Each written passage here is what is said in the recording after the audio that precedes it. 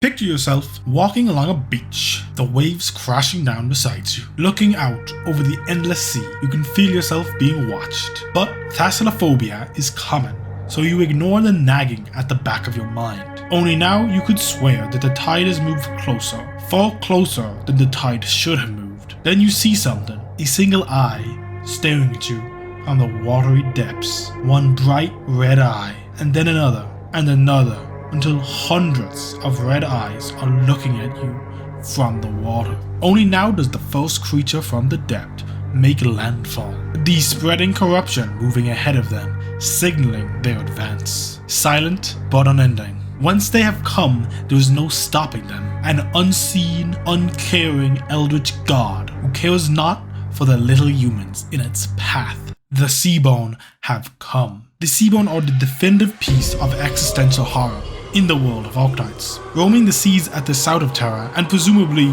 everywhere else, they represent perhaps the greatest threat to Terran civilization. I mean, they would if everyone on the planet wasn't ready to genocide their neighbors at the slightest sign of weakness, but you get what I mean. These monsters take after two races from the hit plastic crack game, Warhammer. Obviously the Tyranids, and less obviously the Skaven. One of those is fairly easy to explain, but I swear you'll see where I'm coming from in just a minute. The Seaborn is an endless horde of constantly adapting eldritch abominations that shall consume all until all life are Seaborn. They, like the Tyranids from Warhammer 40k, are a hive mind.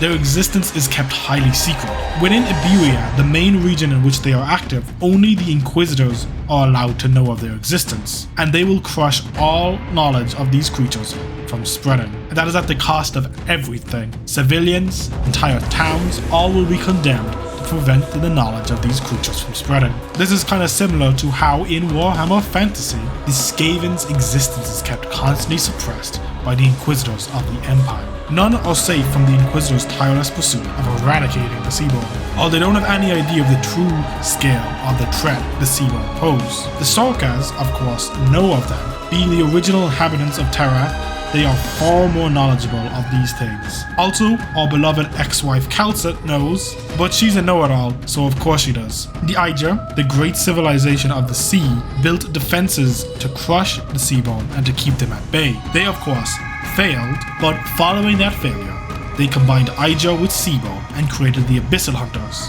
Only then did they see any level of success in their battle against the Seaborn. Even with this success, it is Pyrrhic in nature. The vast majority of the Abyssal Hunters were killed, slaying the Leviathan god, Ishar-Malak. But even that was technically a failure. Skadi, the main Abyssal Hunter for us Arknights players, still carries the corrupting heart of an uncaring god, and if certain events were to transpire in the future, will drown the world as a reborn god, bringing back the silence that destroyed Iberia, although this time the entire world of Terra would be swallowed by the waves. The Seaborn hive mind allows for some individuality, although all submit to the overwhelming will of the many. Only those Seaborn who were once human can seemingly resist this call. Alfonso from Sulti Ferronavis and the Last Knight both display a resilience to the will of the Seaborn, with the Last Knight even taking up arms against Ishar-Malak in one of the endings of IS-3. Mizuki, who is of course highly related to the Seaborn, as Integrated Strategies 3 is entirely based around him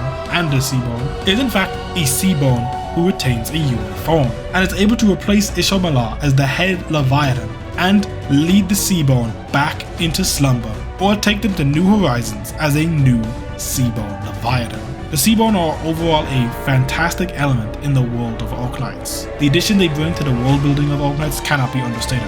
The Seaborn don't really have characters in the traditional sense due to being a hive mind, but they also aren't really evil in the traditional sense either. Now, they are definitely antagonists, but they don't encroach on humanity out of some form of malice. The Seaborn can't really die due to being a hive mind, and all they consume become part of the many.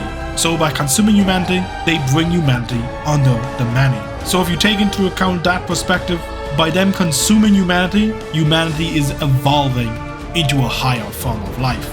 Of course, I would not necessarily like to be devoured to become a higher form of life, but you get where I'm coming from with this. The Seaborn aren't really a black and white villain with morality like that.